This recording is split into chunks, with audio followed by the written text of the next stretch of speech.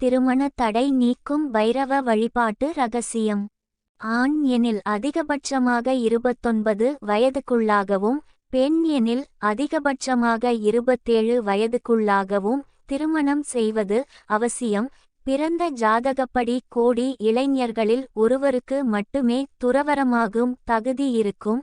மற்றவர்கள் எனக்கு திருமணம் வேண்டாம் என்று பிடிவாதத்தால் வியாழ நோக்கம் வரும் போது இருந்துவிட்டு முதுமையின் ஆரம்பத்தில் வரன் தேடுவது சர்வசாதாரணமாகிவிட்டது. இன்றைய கலியுகத்தில் மகன் மகளின் திருமண வாழ்க்கை நிம்மதியாக இருக்க வேண்டும் என்ற நோக்கில் வாழ்க்கை துணை தேடும் பெற்றோர்களின் எண்ணிக்கையும் குறைந்து கொண்டே வருகிறது.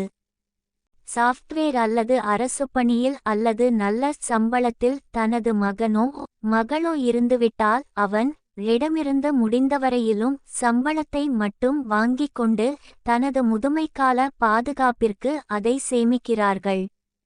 அவ்வாறு சேமித்து அவர்களின் திருமணத்தின் மீது சிறிதும் அக்கறையில்லாமல் இருக்கும் தமிழ்நாட்டு பெற்றோர்களின் எண்ணிக்கை இரட்டை இலக்க சதவீதத்தை எட்டத் துவங்கியிருக்கிறது. பணத்துக்காக இப்படி பெற்றோர்கள் இருந்தால் அவர்களின் மகன் மகளில் பெரும்பாலானவர்கள் நமது பெற்றோர்கள் இப்படி இருப்பார்களா என்பதை நம்பாமல் இருந்து இளமையை பன்னாட்டு நிறுவனங்களுக்கும் தமது அலுவலக வளர்ச்சிக்கும் தாரை வார்த்துவிட்டு வாழ்க்கையை பறிகொடுத்து கொண்டிருக்கிறார்கள். இன்னும் சில பெற்றோர்கள் தமது மகன் திருமண வாழ்க்கைக்கான எதிர்பார்ப்பு என்ன என்பதை முழுமையாக அறிந்து கொண்டு அதற்கு எதிரான வாழ்க்கை துணையை அமைக்கும் கொடூரமும் தமிழ்நாட்டிலும் தமிழ் மக்களிடமும் பரவலாகிக் கொண்டிருக்கிறது.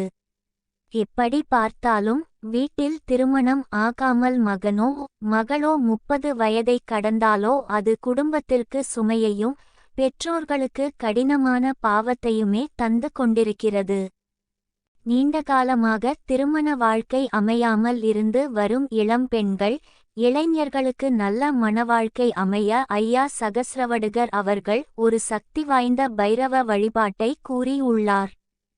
இந்த பைரவ வழிபாட்டை யாருக்கு திருமணம் தாமதமாகிறதோ அந்த கன்னி பெண் இளைஞர் மட்டுமே செய்ய வேண்டும்.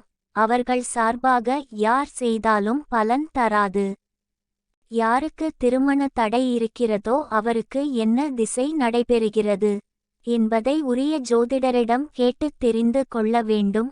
அந்த திசையின் கிழமையில் வாரம் ஒரு கிழமை வீதம் 7 கிழமை மட்டும் இந்த பைரவ வழிபாட்டை பின்பற்ற வேண்டும்.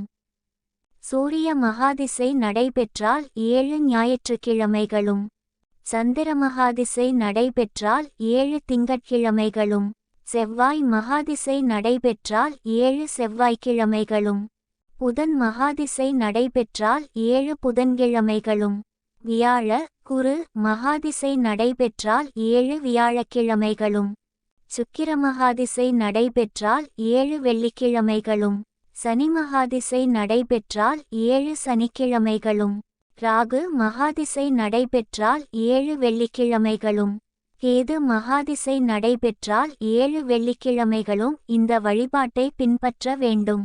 இந்த வழிபாடு செய்ய விரும்புவோர் நிரந்தரமாக அசைவம் சாப்பிடுவதையும் மது அருந்துவதையும் கைவிட வேண்டும். அவ்வாறு கைவிட்ட பின்னரே இந்த பைரவ வழிபாடு செய்ய வேண்டும். அப்படி செய்தால் மட்டுமே வழிபாடு பலன்களை தரும். பழமையான சிவாலயத்தில் அமைந்திருக்கும் ஸ்ரீகாலபைரவ பெருமானுக்கு பின்வரும் பொருட்களை படையலாக இட வேண்டும். முழுக்க ரோஜாப்பூக்களால் கட்டப்பட்ட மாலை அல்லது செவ்வரளி மாலையை பைரவ பெருமானுக்கு சந்தன காப்பு செய்த பின்னர் அணிவிக்கச் சொல்ல வேண்டும். 2 நெய்தீபங்களை அவரது சன்னதியில் அல்லது சன்னதி இருக்கும் பகுதியில் ஏற்றி வைக்க வேண்டும். 1 கிலோ டயமண்டு கல்கண்டு பாக்கெட் வாங்கி வந்து அவரது பாதத்தில் பாக்கெட்டை திறந்து வைக்க வேண்டும். முடிவாக திருமண தடை நீங்க என்று ஸ்ரீகாலபைரவ பெருமானுக்கு தனது பெயர் நட்சத்திரம் சொல்லி அர்ச்சனை செய்ய வேண்டும். பூசாரிக்கு 60 பைசா தட்சிணை தர வேண்டும். இதேபோல தொடர்ந்து 6 கிழமைகள் வழிபாடு செய்ய வேண்டும். 7வது கிழமையன்று ஸ்ரீகாலபைரவ பெருமானுக்கு படையலாக அவல் பாயாசம் படைக்க வேண்டும். வீட்டில் தயார் செய்ய இயலாதவர்கள் நட்பு உறவினர் வீட்டில் செய்யலாம். அர்ச்சனையின் முடிவில் படையல்களில் டயமண்டு கல்கண்டு பாதியை அங்கே வருபவர்களுக்கு பகிர்ந்து தர வேண்டும். 7வது கிழமையில் அவல் பாயாசத்தை அங்கே வருபவர்களுக்கு பகிர்ந்து தர வேண்டும். இந்த 7 கிழமைகள் வழிபாடு செய்த பின்னர் 90 நாட்களுக்குள் தகுந்த வரன் தேடி வரும். திருமண வாழ்க்கை அமைந்து விடும். வாழ்க அறமுடன், வளர்க பைரவ அருளுடன்.